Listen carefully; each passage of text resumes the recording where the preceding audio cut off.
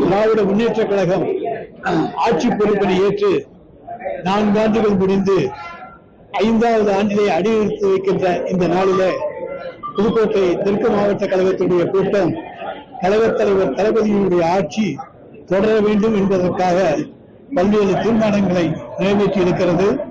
7வது முறையாக தலைவர் தளபதி அவர்களை ஆட்சியை அமர்த்த வேண்டும்.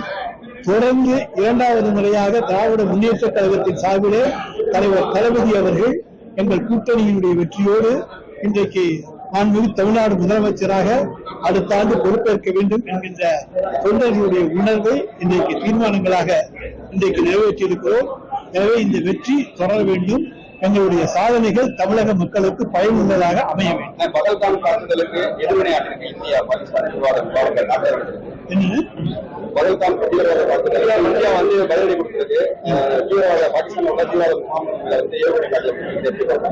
எங்களுடைய தலைவர் தளபதி அவர்கள் இன்றைக்குமே இந்திய அரசு இந்தியாவுடைய ஒற்றுமைக்காக எடுக்கின்ற நடவடிக்கைகளுக்கு ஆதரவு தெரிவிக்கின்ற தலைவர். எனவே அவருடைய முடிவுதான் எங்களுடைய முடிவு, அவருடைய நிலைப்பாடு எங்களுடைய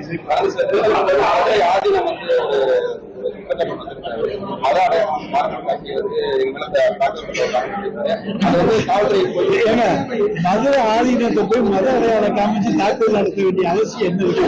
அவர் ஒரு ராங் ரூட்ல போயிருக்காரு, அதுல ஏற்பட்ட ஒரு விபத்து. அதை தவிர வேறு எதுவுமே இல்லை. மதுர ஆதீனத்தை தாக்குதல் நடத்தி யார் என்ன பயனடைய போகிறார் என்று தெரியவில்லை. ஒருவேளை பாரதிய ஜனதா கட்சிக்கு ஆதாயத்திற்காக அவர் இப்படி சொல்கிறாரோ, வேறு யாராவது அவருக்கு அப்படி ஒரு அச்சுறுத்தல் கொடுத்திருக்காரு தெரியாது. எங்களை பொறுத்த வரைக்கும் அவருக்கு எந்த விதமான அச்சுறுத்தல்களும் நிச்சயமாக இந்த ஆட்சியிலே கிடையாது. அவர்கள் தொடர்ச்சியாக புகார்கள் கொடுக்கப்பட்டிருக்கு. அவர் வந்து இது மாதிரி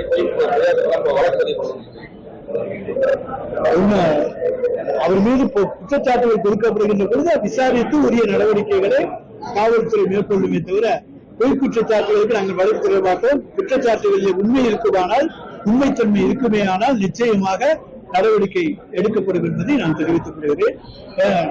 ஒரு காலம் வந்து கைலாசபுரத்திலிருந்து நித்யானந்தா வந்து கடவுள் அவருக்கு தோன்றியிருந்தாரோ என்னமோ தெரியாது. எடப்பாடி பழனிசாமி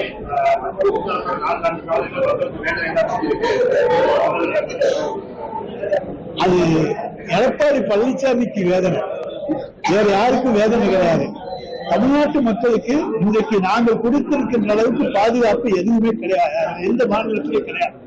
இன்றைக்கு உயர்கல்வியிலே இன்றைக்கு 74% அளவுக்கு இன்றைக்கு பெண்கள் இன்றைக்கு முன்னேறி வந்திருக்கிறார்கள். 52% அளவுக்கு வேலைக்கு செல்கின்ற அளவுக்கு தமிழ்நாட்டு பெண்கள் முன்னேறி இருக்கிறார்கள்.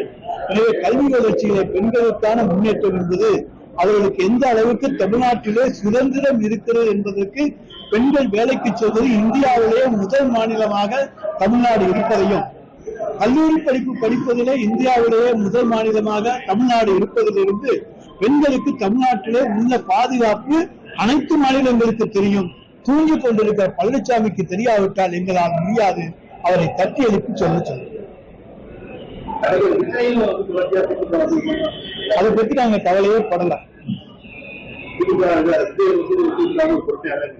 நாங்க வந்து எங்களை பொறுத்த வரைக்கும் நாங்க எங்களுடைய நிலைப்பாட்டில் இருக்கோம். அதை பத்தி தான் வேற ஏதாச்சும் சொல்லணுமா? அடுத்த ஏதாச்சும் ஒரு கேள்வி கேட்டு வைங்க.